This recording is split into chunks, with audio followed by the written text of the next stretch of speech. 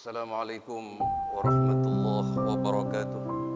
Saudara sidang Id yang dimuliakan oleh Allah, sebagaimana tahun yang lalu, Idul Adha tahun ini juga masih diliputi suasana yang penuh keprihatinan. Sama dengan tahun lalu, Idul Adha tahun ini juga tidak diikuti oleh jutaan manusia dari seluruh penjuru dunia yang biasanya berbondong-bondong melaksanakan ibadah haji.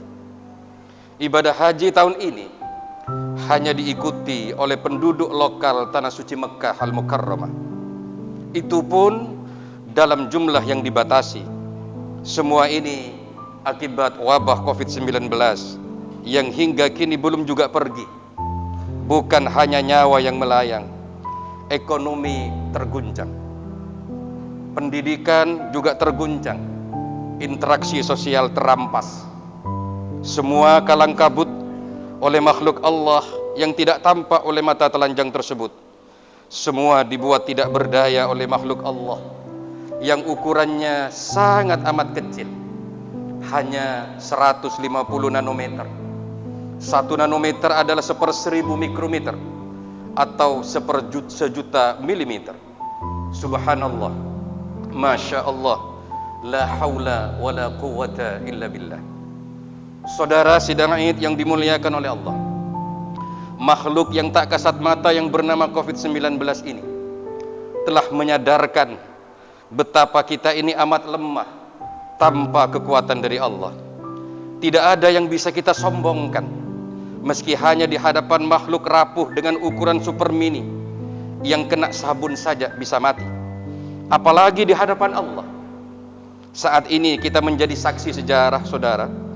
Sejarah dari manusia yang bergelimpangan hanya karena makhluk hidup transisi, tidak murni 100%. Karena ia tidak bisa hidup mandiri, tidak bisa hidup tanpa inang.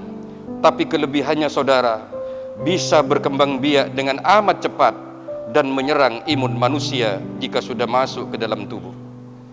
Saudara sidang Id yang dimuliakan oleh Allah, hingga saat ini tercatat lebih dari 4 juta orang di seluruh dunia meninggal karena COVID-19, melebihi jumlah korban perang dunia manapun. Dan di Indonesia sendiri korbannya sudah lebih dari 70.000 orang. Dunia penerbangan sekarang ini hancur, kerugian triliunan rupiah. Pariwisata tidak bergerak, kerugian mencapai puluhan miliar per bulan di Indonesia. Ratusan perusahaan gulung tikar, ribuan orang terkena PHK. Manusia sebagai makhluk Allah yang paling mulia karena potensi akal fikirnya yang cerdas, yang mampu menciptakan berbagai macam teknologi yang canggih, pada akhirnya tidak berdaya dengan makhluk Allah yang ukurannya jauh lebih kecil dari sebutir debu. Semua ini pada akhirnya semakin menunjukkan betapa maha besar Allah. Ini semua semakin menunjukkan bahwa akan kebenaran firman Allah.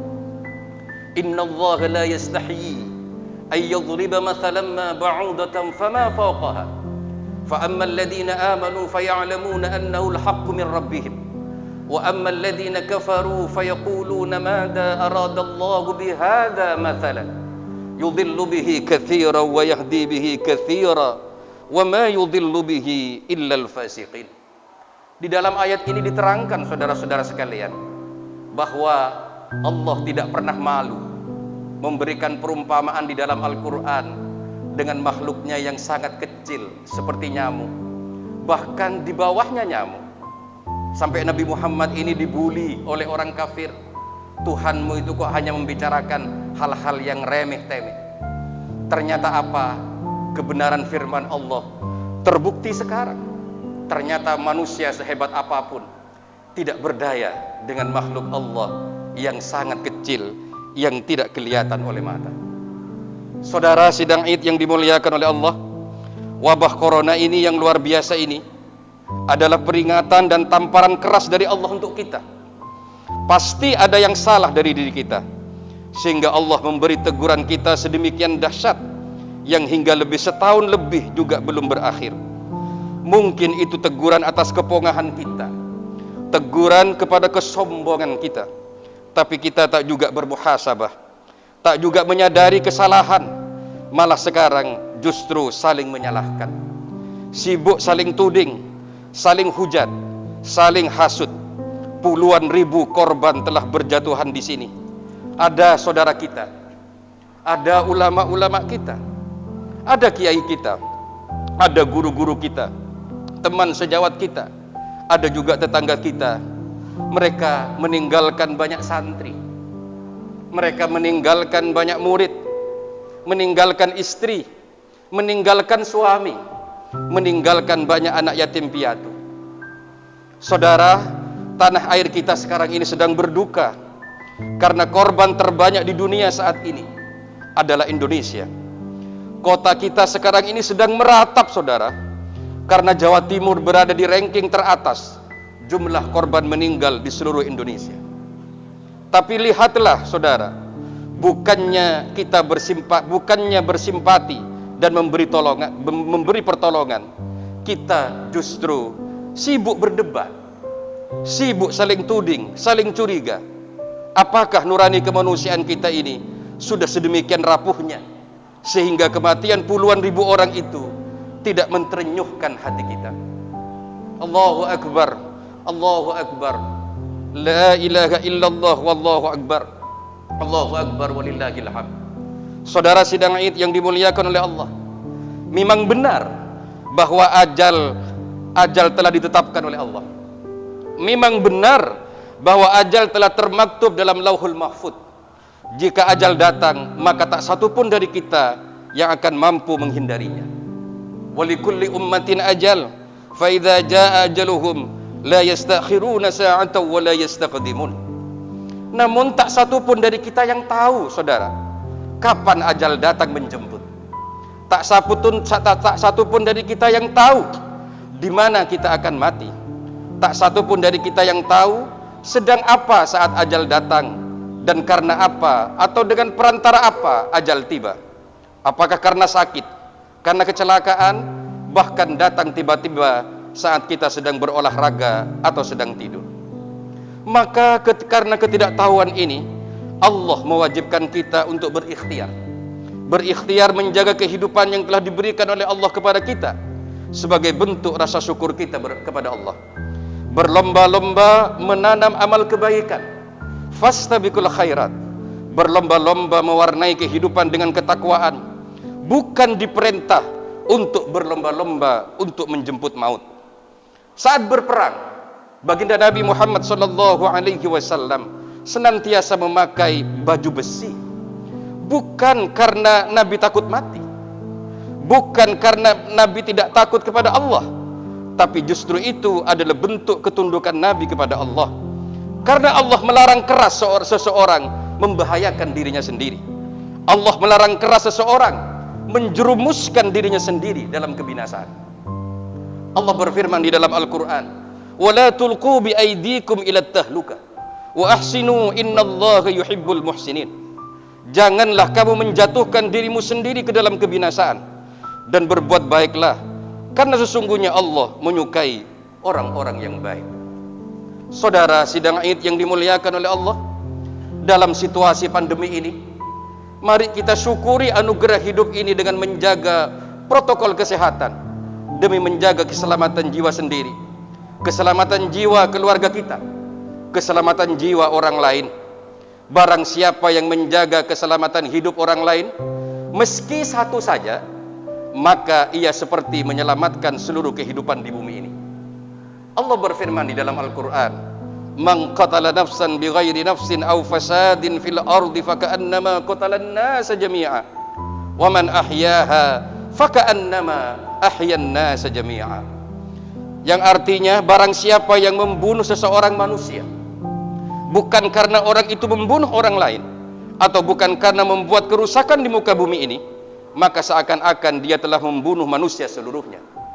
Dan barang siapa yang memelihara kehidupan seseorang manusia, maka seolah-olah dia telah memelihara kehidupan manusia semuanya. Allahu Akbar, Allahu Akbar, walillahil hamd. Sidang Id yang dimuliakan oleh Allah, menerapkan protokol kesehatan pada masa pandemi ini juga merupakan bentuk kasih sayang dan cinta kasih kita kepada orang lain, baik kepada saudara kita seiman maupun saudara kita setanah air.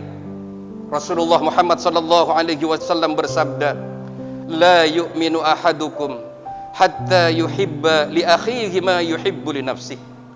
Kata Nabi, tidak beriman seseorang di antara kalian hingga seseorang tersebut mencintai saudaranya seperti mencintai dirinya sendiri.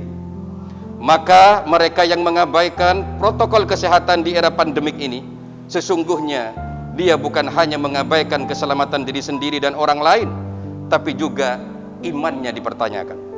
Allahu Akbar, Allahu Akbar, Allahu Akbar, walillahil hamd. Sidang Id yang dimuliakan oleh Allah, mari dalam situasi sulit ini kita saling jaga, saling bantu. Bantulah mereka yang kesulitan ekonomi karena wabah ini. Mereka yang punya kelebihan harta, hendaknya membaginya dengan mereka yang kekurangan. Yang kuat hendaklah menolong yang lemah, yang sehat hendaklah menolong yang sakit. Mari di era pandemi ini kita ajari anak-anak kita untuk peduli dengan kesehatan dan hidup orang lain. Mari kita ajari anak-anak kita untuk membantu mereka yang kekurangan, bukan dengan wejangan, bukan dengan omongan, tapi dengan uswah, dengan contoh, dengan keteladanan, sebagaimana yang dilakukan oleh Nabiullah Ibrahim alaihissalam kepada putranya Nabiullah Ismail alaihissalam. Meski begitu cinta terhadap anak yang kehadirannya telah diidam-idamkan selama berpuluh-puluh tahun, Nabiullah Ibrahim tanpa ragu-ragu menerima dengan ikhlas perintah untuk menyembelih putranya. Ia ingin mengajarkan keimanan kepada putranya, bahwa ketika berhadapan dengan perintah dan kehendak Allah, semuanya harus dikesampingkan, harus kita ikhlaskan, walau harus melenyapkan sesuatu yang sangat kita cintai dan kita sayangi. Akibat keikhlasannya inilah saudara-saudara sekalian, kemudian Allah mengganti Ismail dengan kambing kibas. Sidang Id yang dimuliakan oleh Allah, mudah-mudahan seluruh yang hadir di tempat ini adalah orang-orang yang mampu mendidik dan menanamkan iman tauhid terhadap seluruh keluarganya, sehingga anak keturunan kita mampu melakukan penghambaan yang tulus kepada Allah, sebagaimana yang telah diteladankan oleh bapak kita Nabiullah Ibrahim alaihissalam dan Nabiullah Ismail alaihissalam. Mudah-mudahan melalui sholat Id ini, melalui takbir, tahmid, tasbih yang kita kumandangkan, serta melalui daging-daging yang kita kurbankan, kita menjadi orang-orang yang kelak diselamatkan oleh Allah, orang-orang yang kelak mendapatkan payung perlindungan dari Allah di hari kiamat. Semoga kita termasuk hamba Allah yang telah memiliki bekal yang cukup di akhirat nanti, saat ajal tiba-tiba datang menjemput tanpa kita duga sebelumnya, sebagaimana korban COVID-19. Sidang Id yang dimuliakan oleh Allah, sungguh malang orang yang menjemput ajal dalam keadaan durhaka kepada Allah, mengabaikan perintah Allah, karena tiada penderitaan yang luar biasa selain derita siksaan Allah di akhirat. Sebaliknya sungguh beruntung orang yang menjemput ajal dalam keadaan husnul khatimah, karena tidak ada satupun kebahagiaan yang bisa menandingi kebahagiaan di akhirat. Meninggalnya para korban COVID-19 begitu menyedihkan kita, lebih-lebih bagi keluarganya. Namun bagi yang meninggal, bisa jadi itu adalah sesuatu yang indah dan nikmat, karena akan segera menemukan kebahagiaan sejati yang sesungguhnya. Sidang Id yang dimuliakan oleh Allah, alangkah indahnya jika di sisa umur ini kita menjadi orang yang selalu rindu bersujud kepada Allah. Lidah ini selalu basah menyebut kalimat Allah, bukan basah dengan kalimat-kalimat sumpah serapah. Sungguh bahagia jika jari-jari kita ini kelak akan menjadi saksi bahwa kita hanya menggunakan jari-jari ini untuk menyebarkan kebaikan, bukan menyebarkan berita-berita fitnah yang menyesatkan. Alangkah indahnya jikalau saat malaikat maut menjemput kelak, tubuh kita bersih dari aib dan dosa. Orang-orang yang kita sakiti sudah mau memaafkan kita, dan tidak ada harta haram yang melekat pada tubuh kita. Namun sebaliknya sungguh malang orang yang mati dalam keadaan tidak terampuni dosanya, yang akan tertimpa kehinaan, nistapa, siksa yang dahsyat. Barakallahu li wa lakum fil Qur'anil azim wa nafa'ani wa iyyakum bima fihi minal ayati wadh-dhikril hakim wa taqabbala minni wa minkum tilawatahu innahu huwal ghafurur rahim. Allahu akbar, Allahu akbar, Allahu akbar. Ya Allah, beri kami kekuatan menghadapi ujian ini. Beri kami kesabaran dalam menghadapi musibah ini. Tapi kami mohon ya Allah, cukupkanlah ujian ini. Angkat wabah pandemi ini ya Allah. Kami sudah tidak sanggup lagi menanggungnya. Ulama telah banyak yang wafat. Tenaga kesehatan juga telah banyak yang wafat. Rakyat kecil juga banyak yang wafat. Ekonomi hancur. Masyarakat banyak yang menjerit. Mohon akhiri ujian ini ya Allah. Kami bertaubat kepadamu ya Allah. Kami mohon ampunanmu ya Allah. Jangan pernah kau lepaskan kami dari rahmatmu. Jangan engkau lepaskan kami dari Rahman dan Rahimmu ya Allah. Meski kami sering menzalimi diri sendiri dan mendurhakaimu. Rabbana atina fid dunya hasanah wa fil akhirati hasanah wa qina adzabannar. Assalamualaikum.